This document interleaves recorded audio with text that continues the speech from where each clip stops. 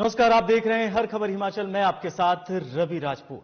वहीं प्रधानमंत्री नरेंद्र मोदी के स्वच्छता ही सेवा अभियान के तहत राज्यपाल शिव प्रताप शुक्ल ने आज शिमला के इंदिरा गांधी मेडिकल कॉलेज और अस्पताल परिसर में स्वच्छता अभियान का शुभारंभ किया। यह अभियान हिमाचल प्रदेश राज्य रेड क्रॉस और hospital services consultancy corporation limited के संयुक्त तत्वाधान में आयोजित किया गया है। राज्यपाल ने इस अवसर पर स्वच्छता अभियान में हिस्सा लिया और अन्यों को भी स्वच्छता के प्रति प्रेरित किया। उन्होंने कहा कि अपने घर और आसपास के वातावरण को स्वच्छ बनाकर ही महात्मा गांधी को स्वच्छांजलि अर्पित कर सकते हैं। उन्होंने कहा कि 2 अक्टूबर को महात्मा गांधी और लाल बहादुर शास्त्री जी की जयंती भी है, जिन्हें हम पर्व के रूप में मनाते हैं। उन्होंने लोगों से अपील की कि वे स्वच्छता को जीवन का अंग बनाएं। और कल ही स्वर्गीय लाल बहादुर शास्त्री जी की भी जन्म जयंती, तो 2 अक्टूबर यह दोनों हम सभी लोग एक पर्व के रूप में मनाते हैं। उसके पूर्व आज का यह कार्यक्रम स्वच्छता को कर करके बापू को स्वच्छांजलि देंगे और उसके बाद कल उनका जन्मदिन मनाएंगे। लेकिन कल छुट्टी मत मना लीजिएगा, एक जरूर जो बापू ने कहा है कि अपने जीवन में उतारो, एक जरूर उतारने का काम करिएगा। उसको केवल छुट्टी मत मान लीजिएगा, उसमें से ढूंढ करके कोई जो आपको अच्छा लगे कोई एक अपना लीजिएगा। तो मुझे लगता है कि यह बापू के प्रति श्रद्धांजलि होगी। वहीं आज केंद्रीय मंत्री अनुराग सिंह ठाकुर अपने 1 दिवसीय दौरे के दौरान ऊना पहुंचे, जहां उन्होंने ऊना मुख्यालय के साथ लगती पंचायत मलाहत में बने रहे पीजीआई सैटेलाइट सेंटर के निर्माण कार्य का जायजा लिया और अधिकारियों को उचित दिशा निर्देश भी दिए। वहीं मैहतपुर में उन्होंने ट्रक यूनियन के पदाधिकारियों के साथ बैठक की और उनको आ रही समस्याओं की जानकारी ली। इसके बाद केंद्रीय मंत्री अनुराग ठाकुर ने एसडी कॉलेज भटौली में युवा उत्सव में भाग लेने गए और छात्रों के साथ बातचीत की। वहीं पत्रकारों को संबोधित करते हुए केंद्रीय मंत्री ने कहा कि पीजीआई सैटेलाइट के निर्माण कार्य में जरूर विलंब हुआ है और अब जब कार्य चल पड़ा है तो अब बहुत तेज गति के साथ आगे बढ़ेगा। वहीं उन्होंने इंडिया गठबंधन पर भी तंज कसा है। उन्होंने कहा, अहंकार और घमंड से भरा हुआ है। हमने पहले भी कहा था, ना नेता, ना नीति और ना नीयत है इस गठबंधन में। केंद्रीय मंत्री ने कनाडा और इंडिया के बीच तनाव को लेकर जवाब दिया है। विदेश मंत्री ने बहुत स्पष्टता के साथ अपनी बात रखी है और उन्होंने कहा है कि भारत सरकार ने उससे अवगत भी कराया है। लंबे समय से जिसका इंतजार था कि पीजीआई सैटेलाइट सेंटर ऊना का कार्य प्रारंभ हो, अब वो तेज गति के साथ चला है। जैसा आपने मेरे यहीं पर पीछे देखा, ओपीडी ब्लॉक बनने की तैयारी शुरू हो गई है और अन्य भी जो बिल्डिंग्स हैं उनका भी फाउंडेशन वर्क बड़ी तेजी के साथ चल रहा है। ओवरऑल ये साइट जो है उसकी पूरी लेवलिंग और ग्रेडिंग अलग अलग स्तर पे चल रही है और आने वाले समय में 340 बिस्तर का एक शानदार अस्पताल सुविधाओं के साथ हम सबको मिल पाएगा। और मैं ये कह सकता हूं कि आने वाले 12-15 महीने के बाद हमारे न केवल जिला ऊना के बल्कि हिमाचल के बहुत सारे जिलों के लोगों को अब चंडीगढ़ जाने की जरूरत नहीं रहेगी। और यहां पर तो आशा ये है कि साथ लगते पंजाब के इलाकों के लोग भी पीजीआई सैटेलाइट सेंटर ऊना का लाभ उठा पाएंगे।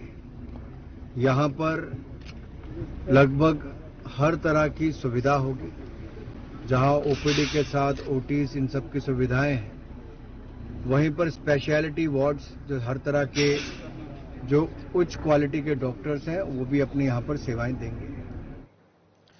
वहीं हिमाचल प्रदेश में आई प्राकृतिक आपदा के प्रभावितों के लिए सरकार ने विशेष आर्थिक राहत पैकेज की घोषणा की है, जो 7 जुलाई से 30 सितंबर तक लागू होगी। मुख्यमंत्री सुखविंदर सिंह सुक्खू ने शिमला में पत्रकार वार्ता कर आपदा से प्रभावितों के पुनर्वास और पुनर्निर्माण के लिए 3,500 करोड़ रुपए की विशेष आर्थिक राहत पैकेज का ऐलान किया है। मुख्यमंत्री ने बताया कि विशेष राहत पैकेज के मैनुअल में बड़े बदलाव किए गए हैं। आपदा से कच्चे पक्के 3000 के करीब घर पूरी तरह तबाह हो गए हैं। उनके लिए सरकार ने अब तक 7 लाख रुपए की राहत के साथ घर निर्माण के लिए बिजली पानी मुफ्त और सरकारी दाम पर सीमेंट उपलब्ध करवाएगी। साथ ही फसलों के नुकसान की मुआवजा राशि को भी बढ़ाया गया है। वहीं राज्य सरकार ने बजट से 1850 करोड़ जारी कर दिए गए हैं, जबकि 1021 करोड़ रुपए की राशि कल जारी की जाएगी। सीएम ने बताया कि नए आपदा मैनुअल के हिसाब से घरों के निर्माण के लिए 750 करोड़ रुपए का खर्च आएगा। 200 करोड़ 54 लाख रुपया हिमाचल सरकार के आपदा राहत कोष में आ चुका है। इस मौके पर हमने देखा, मैंने खुद व्यक्तिगत तौर पर जाकर देखा, कई प्रकार की समस्याएं थी और कई प्रकार की समस्याओं से जूझना था। हमारा डिजास्टर मैनेजमेंट जो है वो 24 घंटे इसमें काम करता रहा और पहली बार ऐसा लगा कि अगर किसी को, एक व्यक्ति को बचाने के लिए अगर हेलीकॉप्टर की भी जरूरत होगी तो हम हेलीकॉप्टर उपलब्ध करवाएंगे। और आपदा को हमें कुछ क्षेत्रों में हमने पहले जो आपदा का रिलीफ मेन्यू था वो 7 अगस्त से 15 अगस्त तक जारी किया था। जब से हमने इसको राज्य आपदा घोषित, हिमाचल प्रदेश घोषित किया है, तब से इस जो हमारा स्पेशल रिलीफ पैकेज है इसकी समय अवधि 7 अगस्त से बढ़ाकर 30 सितंबर तक कर दी गई है। 7 जुलाई से बढ़ाकर 30 सितंबर तक कर दी गई है। जो व्यक्ति लंबे समय से हिमाचल में रह रहे हैं, उनके पास कोई भूमि नहीं है काफी लंबे समय से, और जिसकी हिमाचल में रहने की स्थायी प्रकृति है, यदि ऐसे लोग भी हैं तो उनको भी भूमि आवंटित की जाएगी। कैसे? जैसे मंडी में हमने स्वीपर ला के रखे हैं, कोई काफी सालों से स्वीपर रह रहे हैं, नदी के किनारे बसे हुए लोग हैं। अब उनके पास ना तो बेचारों के पास जगह है, छोटे छोटे झुग्गी में रहकर शहर की सफाई भी करते थे, और भी कई जगह है। प्राकृतिक आपदा के कारण जो बच्चों की पढ़ाई पर असर पड़ा है, जो शिक्षा संस्थान हमने आपदा के कारण बंद किए हैं, और कुछ बच्चे जिनके घरों और जमीनों के नुकसान के कारण जो स्कूल नहीं जा पाए हैं, सभी शिक्षा संस्थान जितने दिन बंद रहे हैं उतने दिन बच्चों को अतिरिक्त शिक्षा के माध्यम से पढ़ाई करवाई जाएगी। इसमें बच्चों की पढ़ाई में आय व्यवधान से क्षति को पूरा किया जाएगा। वहीं हिमाचल प्रदेश के मुख्यमंत्री सुखविंदर सिंह सुक्खू ने रविवार सुबह रेड रन मैराथन को हरी झंडी दिखाई। इस दौरान उनके साथ स्वास्थ्य मंत्री डॉक्टर धनीराम शांडिल और मुख्य संसदीय सचिव संजय अवस्थी भी मौजूद रहे। मुख्यमंत्री ने कहा कि हिमाचल प्रदेश में एड्स कंट्रोल के लिए समिति बेहतरीन काम कर रही है। हिमाचल प्रदेश के करीब 75 लाख जनसंख्या में अनुमानित 7100 एड्स के मामले हैं, इनमें से 5300 मामले कंफर्म हैं। उन्होंने कहा कि बीते कुछ समय में एड्स को लेकर जागरूकता बढ़ी है। लोग पहले एड्स की बीमारी के बारे में जिक्र करने में डर का महसूस करते थे, लेकिन अब जागरूकता बढ़ाने के बाद लोग इस बीमारी की बात करने में लगे हैं। उन्होंने कहा कि समय पर यदि इस बीमारी का पता चल जाए तो मरीज का इलाज करने में आसानी होती है। वहीं हिमाचल प्रदेश में आई आपदा के लिए प्रदेश सरकार की तरफ से विशेष राहत पैकेज जारी करने पर मुख्यमंत्री ने कहा कि सरकार प्रभावितों तक राहत पैकेज के लिए प्रतिबद्धता के साथ काम कर रही है। उन्होंने कहा कि इस विशेष पैकेज में कहा गया है कि किस तरह से कट लगाया जाना है, इस पर भी उनका पूरा ध्यान है। इस प्रकार की जागरूकता एड्स सोसाइटी द्वारा लाई गई है, उससे पहले ऐसा कभी नहीं हुआ था। पहले एड्स शब्द को छुपाया जाता था, बोलने में भी एड्स को दिक्कत करते थे, और हमारी जनसंख्या के हिसाब से हमने उसमें काफी कंट्रोल किया है।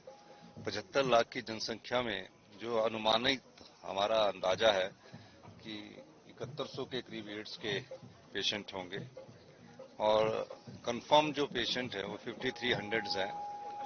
तो देखा ये जा रहा है कि जो बाकी बचे हैं उनको भी हम इस जो हमारी एड्स रोकथाम सोसाइटी उसके तहत के दायरे में लाया जाए। और मेरा ये मानना है कि काफी अच्छा काम हमारी एड्स कंट्रोल सोसाइटी ने किया है और लोग भी अब खुलकर बताते हैं। अगर सही समय पर पता चल जाए, ये ठीक है कि उनके ऊपर उसका असर तो होता है, लेकिन उनकी उम्र को थोड़ा लंबा बढ़ाया जा सकता है। हमारी सरकार ने और भी इसमें परिवर्तन करने का निर्णय लिया है।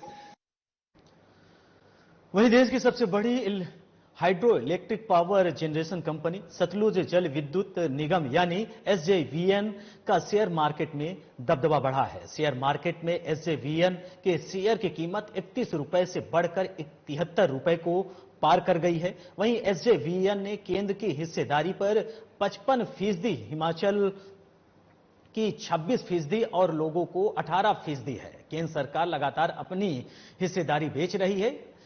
इसकी जानकारी शिमला में एसजेवीएन के प्रबंधक निदेशक नंदलाल शर्मा ने प्रेस वार्ता कर दी। उन्होंने कहा कि पहले एसजेवीएन ने केंद्र की हिस्सेदारी 65% थी। एसजेवीएन को अगर मैं कहूं कि अगर कोई डैमेज तो नहीं हुआ हमारे किसी प्रोजेक्ट को, लेकिन during that flood period silt की वजह से हमारा प्रोजेक्ट बंद रहा 3 दिन का। तो 3 दिन की जनरेशन अगर मैं कहूं कि कोई 150 मिलियन यूनिट की जनरेशन, मतलब 15 करोड़ यूनिट की जनरेशन, उसके हिसाब से कोई 60-70 करोड़ का लॉस अगर मैं कहूंगा जनरेशन का हुआ है हमारा। 6 वर्ष में अगर मैं कहूं तो हमारा एक प्रोजेक्ट पोर्टफोलियो था, project under operation, project under construction है, project under different stage of development. उसमें करीब 5000 मेगावाट का था और ये बढ़कर अब 58,000 मेगावाट हो चुका है। इसमें से कंस्ट्रक्शन में 4500 मेगावाट है, ऑपरेशन में 21,000 मेगावाट है और बाकी अंडर सर्वे इन्वेस्टिगेशन है। वहीं विश्व प्रसिद्ध क्रिकेट स्टेडियम एचपीसीए धर्मशाला में 12 साल बाद वनडे वर्ल्ड कप के 5 मैच आयोजित होने वाले हैं। ऐसे में जिला कांगड़ा पुलिस ने आगामी आईसीसी विश्व कप 2023 को देखते हुए जिला कांगड़ा के विभिन्न पुलिस स्टेशनों द्वारा रात को नाकेबंदी शुरू कर दी है। साथ ही नशे में ड्राइविंग करने वालों पर पुलिस ने सख्ती दिखाना शुरू कर दी है। नशे में वाहन चलाने को लेकर बड़े पैमाने पर चालान भी काटे जा रहे हैं। अनुमानन ये देखा गया है कि ज्यादातर लोग शाम के समय शराब पीकर गाड़ी चलाते हैं, जिससे कई लोग सड़क हादसे का शिकार हो जाते हैं। धर्मशाला सिटी एएसपी वीर बहादुर ने बताया कि जिला कांगड़ा में ड्रिंक एंड ड्राइव के मामले पर अंकुश लगाने के लिए जिला के सभी थाना प्रभारियों को निर्देश जारी किया गया है। देखिए, ये रोड की कंडीशन जैसे अच्छी होती है तो अब लोग जो है शाम के टाइम ड्रिंक एंड ड्राइव का जो ट्रेंड है वो भी काफी बढ़ जाता है। और इसी के तहत जिला कांगड़ा में सभी थाना अधिकारियों को आदेश किए गए हैं कि वो रेगुलर जो है नाकाबंदी करें।